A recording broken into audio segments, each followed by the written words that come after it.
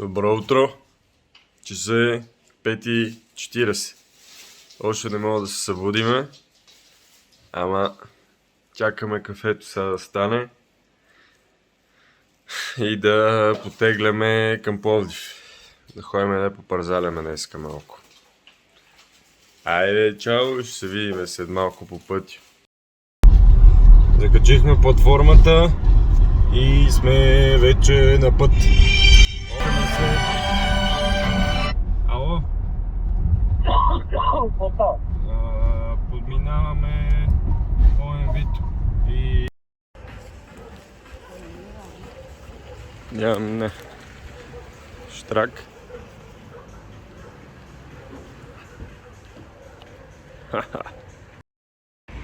Готови сме, натоварили. Всичко готово. Почти. Трябва само да измием и тази количка. Тази вече сме измили. Гуми. Малко. Шатра, гориво. Всичко на гръм. Отиваме малко да оправяме други работи. Да измием тази количка. Лягаме да спим и утре рано сутринта потегляме към Пловдив за дрифт шоуто.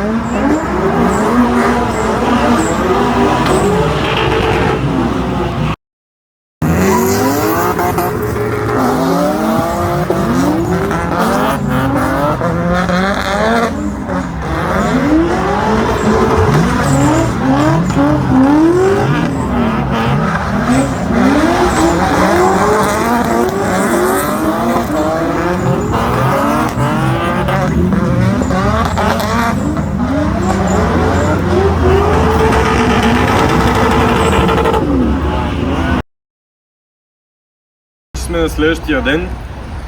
Прибрахме се малко късничко, защото имаше много задръстване по магистралата. Колата е здрава, най-важното. Нямаме никакви щети по бодикита, което също е много важно, защото ще нямаме кълъпчета за него и трябва да го пазиме възможно най-дълго време здрав, преди да можем да го разрушаваме.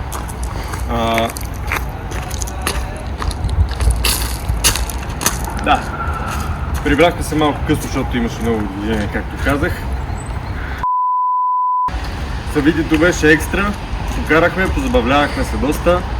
Успяхме да направим някакви тандеми, глупости и така нататък, въпреки че беше малко тесничко за колата най-вече, защото има определено потенциал, който да се разгърне за по-големи трасета.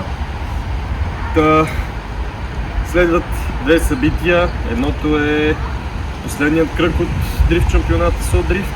Другото събитие е Honda Cup, на което ще има дрифт такси. Надяваме се да успеем да се включим и на двете събития. То за събитието SoDrift все още очакваме точно местоположение. Надяваме се да бъде нещо интересно, за да пасне на колата. И така, включваме се нататък малко във времето.